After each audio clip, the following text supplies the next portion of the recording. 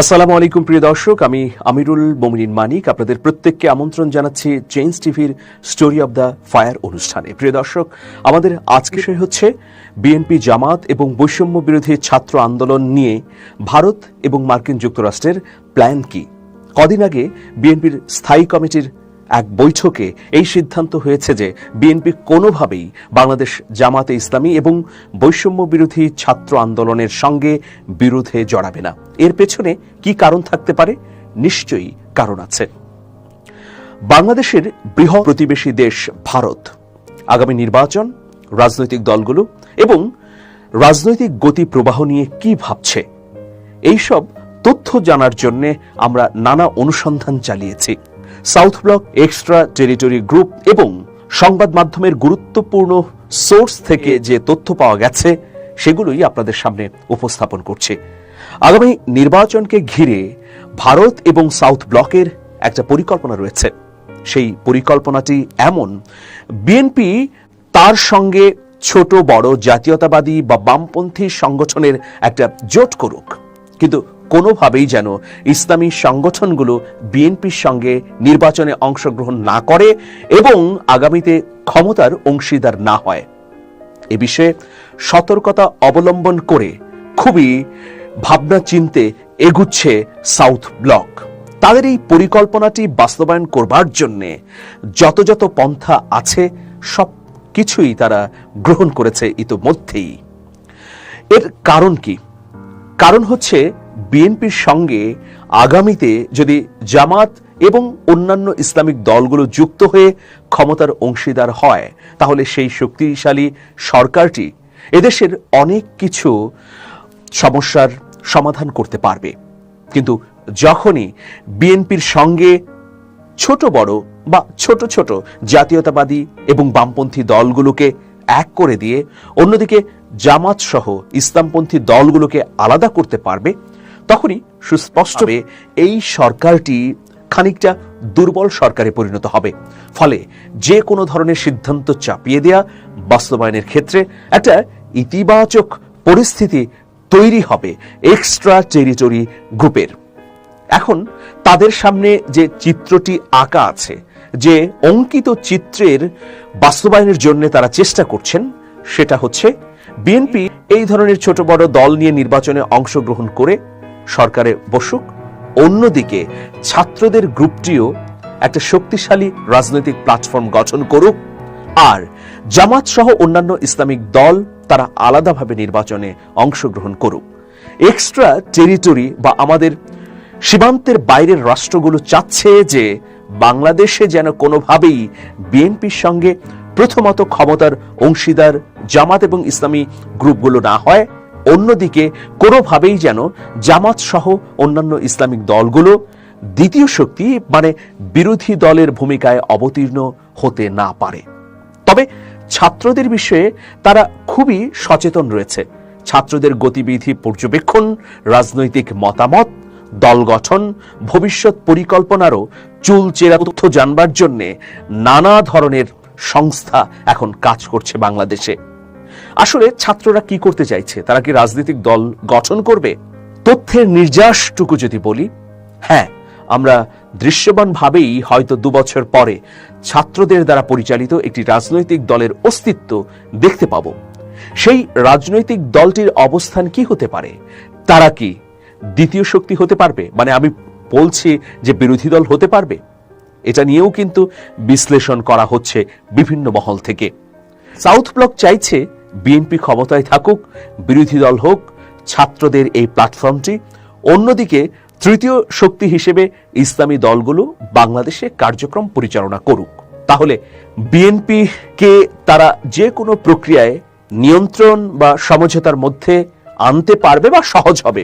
অন্যদিকে বিএনপির সঙ্গে ছাত্রদের সবসময়ই একটা দ্বন্দ্ব এবং বিরোধপূর্ণ জায়গায় নিয়ে যাওয়া যাবে, আর অন্যদিকে জামাত সহ অন্যান্য ইসলামী রাজনৈতিক দলগুলোর যে জোট হবে সেটাকে জঙ্গিবাদী, মৌলবাদী বা বাংলাদেশ বিরোধী একটা শক্তি হিসেবে বিশ্বে তুলে ধরা যাবে। এখন বাংলাদেশের সীমান্তের বাইরের এক্সট্রা টেরিটরি গ্রুপগুলোর এই হচ্ছে চিন্তা। অন্যদিকে মার্কিন যুক্তরাষ্ট্র কি ভাবছে? মার্কিন যুক্তরাষ্ট্রও ভাবছে যে নির্বাচন হলেই বিএনপি ক্ষমতায় আসবে। এই যে আমাদের ভারতের সাউথ ব্লক বা মার্কিন যুক্তরাষ্ট্রের নীতি নির্ধারণী গ্রুপগুলো বাংলাদেশের ২০ বছরের রাজনীতিকে বিশ্লেষণ করে তারা দেখেছে এই ২০ বছরের মধ্যে কোনো একটি নির্বাচনও প্রশ্নমুক্ত ছিল না। হ্যাঁ, খানিকটা কম আর খানিকটা বেশি। যেমন 14, 18, 24-এর যে নির্বাচন তা পুরোপুরি একতরফা। অন্যদিকে 2008 সালের যে নির্বাচন, সেই নির্বাচনেও পরিপূর্ণ গ্রহণযোগ্য নানা উপাদান ছিল না। এর আগের নির্বাচনের কথা যদি বলি, সেই নির্বাচনগুলোকেও পর্যালোচনা করে তারা দেখেছে যে এবার যদি এই অন্তর্বর্তী সরকার একটি সংস্কারের মধ্য দিয়ে নির্বাচনের আয়োজন করতে পারে, তাহলে সেই নির্বাচনটি হবে 53 বছরের বাংলাদেশের ইতিহাসে সবচেয়ে গ্রহণযোগ্য অংশগ্রহণমূলক নির্বাচন। সুতরাং এই নির্বাচনের মধ্য দিয়ে জনগণের পরিপূর্ণ মতামত প্রতিফলন হবে। সুতরাং মোটা দাগে পশ্চিমা বিশ্ব বলি অথবা প্রতিবেশী দেশগুলোর মধ্যে যে আলোচনা গুঞ্জন সেটা বলি, তাদের মতামত হচ্ছে এই নির্বাচনে প্রকৃতপক্ষে বেরিয়ে আসবে বাংলাদেশে কোন রাজনৈতিক দলের কত শতাংশ ভোট আছে, কেমন শক্তিমত্তা আছে। সুতরাং মার্কিন যুক্তরাষ্ট্র চাইছে বিএনপি ক্ষমতায় আসুক, কিন্তু ছাত্ররা একটা প্রতিনিধিত্বশীল অবস্থানে যাক আগামী সংসদে। অন্যদিকে জামাতের ব্যাপারে তাদেরও একটি ধারণা হচ্ছে যে জামাত ছাত্রদের সঙ্গে যুক্ত হয়ে বৃহৎ একটি প্ল্যাটফর্ম তৈরি করুক। ধরুন জামাত ইসলামের সঙ্গে জোট করুক, ইসলামী দল যেগুলো আছে সেগুলোর মধ্যে ইসলামী রাজনৈতিক দল এবং ইসলামী সামাজিক দল, যেমন হেফাজতে ইসলাম কখনোই রাজনৈতিক দল হিসেবে নিজেদেরকে দাবি করে না, নির্বাচনও করেনি তারা কখনোই। কিন্তু শোনা যাচ্ছে যে হেফাজতে ইসলাম, ইসলামী আন্দোলন বাংলাদেশ, খেলাফত মজলিস এবং জামাতে ইসলামী সহ আরো ছোট ছোট দল মিলে একটা প্ল্যাটফর্ম হবে। সেই প্ল্যাটফর্মের সঙ্গে পরোক্ষভাবে ছাত্রদের প্ল্যাটফর্মের যদি জোট হয়, তাহলে মার্কিন যুক্তরাষ্ট্রের কোনো পলিটিক্যাল অর্গানাইজেশনের ধারণা মতে যে সেটি একটি কাউন্টেবল পাওয়ারে পরিণত হবে। সুতরাং এখন যদি আমি সামারি টানি, তাহলে দেখব সাউথ ব্লক চাইছে বিএনপি ক্ষমতায় আসুক, কিন্তু জামাত বা ইসলামী দল মুক্ত হয়ে।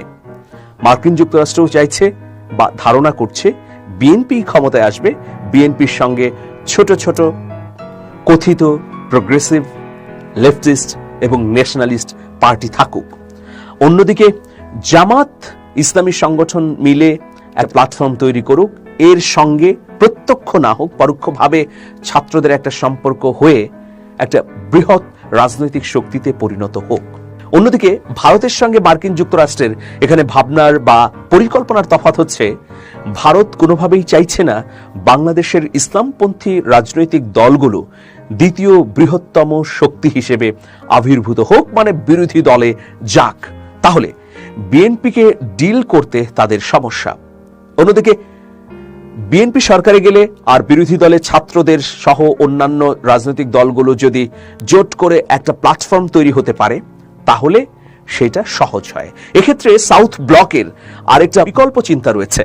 আপনারা ইতিমধ্যে সোহেল তাজের বক্তব্যগুলো শুনছেন ধারাবাহিকভাবে। একটা প্রচেষ্টা চলছে যে সোহেল তাজকে দিয়ে নতুন একটি রাজনৈতিক দল দাঁড় করানো। এটার জন্য বিভিন্ন জায়গা থেকে চেষ্টা চলছে বা আলোচনা চিন্তা চলছে। সেই রাজনৈতিক দলটি হবে এমন একটা প্ল্যাটফর্ম হবে যে প্ল্যাটফর্মে আওয়ামী লীগ হিসেবে কম পরিচিত কিন্তু বিভিন্ন এলাকায় প্রভাবশালী ব্যক্তিবর্গ এই জায়গায় আসবেন, এই দলটি থেকে নির্বাচনে অংশগ্রহণ করবেন, তারা কমপক্ষে 40 থেকে 50টি আসনে বিজয়ী হবেন। এই রকম একটি পরিকল্পনাও চলছে বলে বিভিন্ন সূত্র নিশ্চিত করছে। প্রিয় দর্শক, তার মানে এই নির্বাচনকে ঘিরে মার্কিন যুক্তরাষ্ট্র এবং আমাদের প্রতিবেশী রাষ্ট্রের চিন্তার মধ্যে একটা সুস্পষ্ট আমরা তফাৎ দেখতে পাচ্ছি। এখন এই পরিপ্রেক্ষিতে বাংলাদেশের রাজনীতি বিশ্লেষকরা বলছেন, আগামী নির্বাচনে অবশ্যই বিএনপির সঙ্গে জামাতের একটা জোটবদ্ধ হওয়া উচিত বা একটা জোটবদ্ধ প্রচেষ্টা থাকা উচিত। শুধু তাই নয়, বাংলাদেশের অনেক রাজনীতি বিশ্লেষক যারা গণ অভ্যুত্থানের পক্ষে কথা বলেছেন ইতিমধ্যে, তারা বলছেন যে আগামী নির্বাচনটির পরিপূর্ণ অংশগ্রহণমূলক হলে অবশ্যই এখানে সব রাজনৈতিক দল অংশগ্রহণ করতে পারবে এবং জনমতের সুষ্ঠু প্রতিফলন ঘটবে। সেক্ষেত্রে বিএনপিকে উচিত হবে জামাতকে সাথে রাখা। তাদের যুক্তি অনুযায়ী জামাত সাথে থাকলে সরকারটি শক্তিশালী হবে।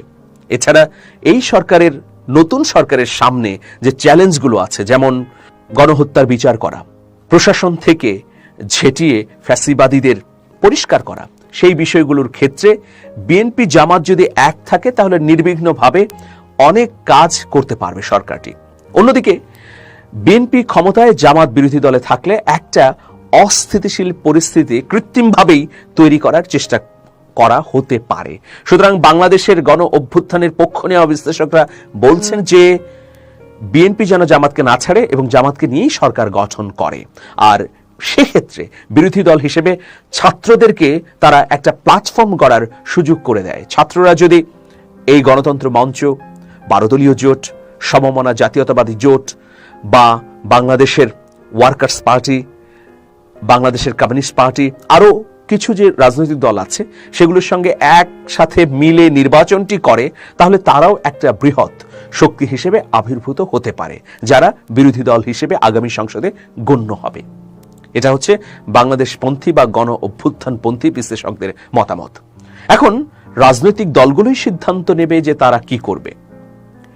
রাজনৈতিক দলগুলো তাদের সম্পদকে কিভাবে ব্যবহার করবে, তারা এই দেশটাকে কিভাবে নিয়ে যাবে, এটা পুঙ্খানুপুঙ্খভাবে যদি না ভাবে, তাহলে 1971 সালে মুক্তিযুদ্ধের পরে আমরা যে ব্যর্থতা দেখিয়েছি 53 বছর, অন্যদিকে 90-এর গণ অভ্যুত্থানের পরে সেই গণ অভ্যুত্থানের চেতনা যেমন ম্লান হয়েছে, একইভাবে 24-এর গণ অভ্যুত্থানও ব্যর্থ হবে, এটা নিশ্চিত করেই বলা যায়।